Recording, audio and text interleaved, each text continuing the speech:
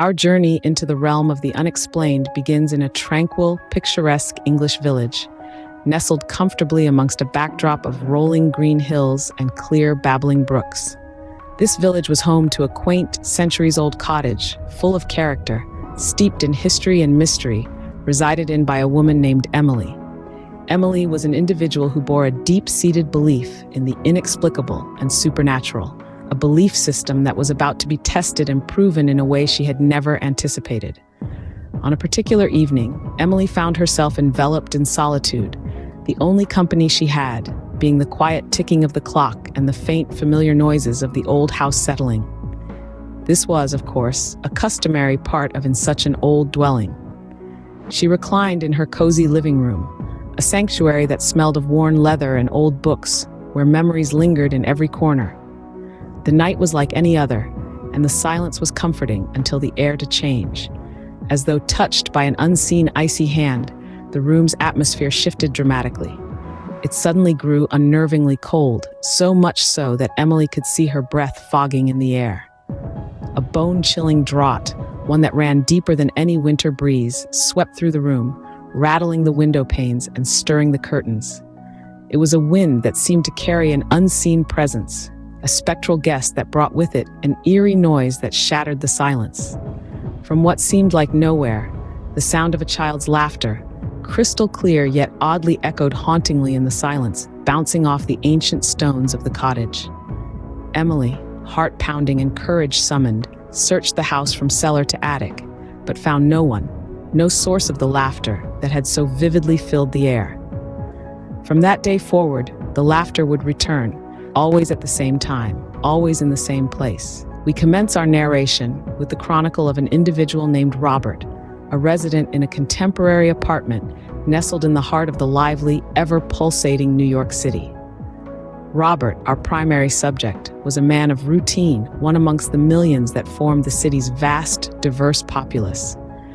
And within the confines of his urban dwelling, he was often jolted awake in the hushed hours of the night, a feeling of unfamiliarity seeping into his consciousness. His apartment, a treasure trove of modern amenities and contemporary design, was located in the midst of the city's never-ending buzz. The vibrant energy of the city, the melange of sights, sounds, and colors, and the diverse mix of people added to the city's unique charm. Yet, it was within these walls that Robert often found himself in the grip of an eerie sensation, a vague, inexplicable feeling that was as unsettling as it was elusive. In the somber solitude of the night, Robert would wake up, his heart pounding, senses heightened, acutely aware of an alien presence in his room. Disturbing as it was not the abruptness of his awakenings that unsettled him. Rather, it was the presence he felt, an entity, an energy, an uninvited guest that disturbed his sleep, disrupted his peace, and left him unnerved. One such night, under the faint glow of his night lamp, he saw a figure, a gray, almost spectral silhouette at the foot of his bed. The figure was silent as the night itself, never shifting its position, forever motionless. It stood there observing him, a wordless spectator in the theater of his life. This silhouette, as haunting as it was, visited Robert every night. Its intangible presence grew more tangible, more real with each passing night, each subsequent encounter. The figure never uttered a sound, never moved an inch, just stood silently, watching him. Its spectral presence, as mysterious as it was tangible, seemed to grow more substantial with each successive visit. It visited Robert every night, its presence growing more tangible with each encounter. Our colorful narrative now carries us forward to an ordinary individual named Maria, residing in a quaint little town tucked away in the beautiful country of Spain. This town, known for its rustic charm, was Maria's abode, her safe haven, a place that held a myriad of memories for her. Maria was an active woman who made it a point to explore her surroundings, often opting to take frequent strolls around the historic ruins that lay on the outskirts of her beloved town. These ruins, remnants of an ancient civilization, held a particular allure for Maria. Struck by the grandeur of the past, she found herself drawn to the intricate stone structures and their silent tales of glory and fall. She found tranquility in their weather-beaten walls and the echo of history that they carried. One day, under the warm sun, Maria saw something unusual. an ethereal figure of a woman, clothed in a flowy white dress, standing gracefully amongst the ruins. The woman, with her aura of calmness and an air of melancholy, seemed to be in some distress. Intrigued and concerned, Maria attempted to approach her. But as she moved closer, the woman, like a mirage in the desert, vanished into thin air, leaving Maria in a state of bewilderment. This strange incident wasn't a one-time occurrence. Maria could see the spectral woman, donned in the same ethereal white dress, multiple times following that day. Each time, she would appear at the same spot among the ruins, as if tethered to it. Each encounter left Maria with more questions than answers. Who was this woman? Why was she always in distress? And why did she vanish every Maria approached her? The mystery deepened with each sighting. Yet Maria never felt fear, only a sense of curiosity and compassion for the woman in white. She found herself drawn towards the ruins, not just for their historical importance, but also for the enigmatic woman who had become a regular part of her walks. The story of Maria and the woman in white soon became a fascinating chapter in her life, as Maria saw the woman several times after that, always in the same spot, always in the same white dress. Finally, we traveled to the residence of a viewer by the name of John, who resides in a typical suburban house nestled in the heart of Sydney.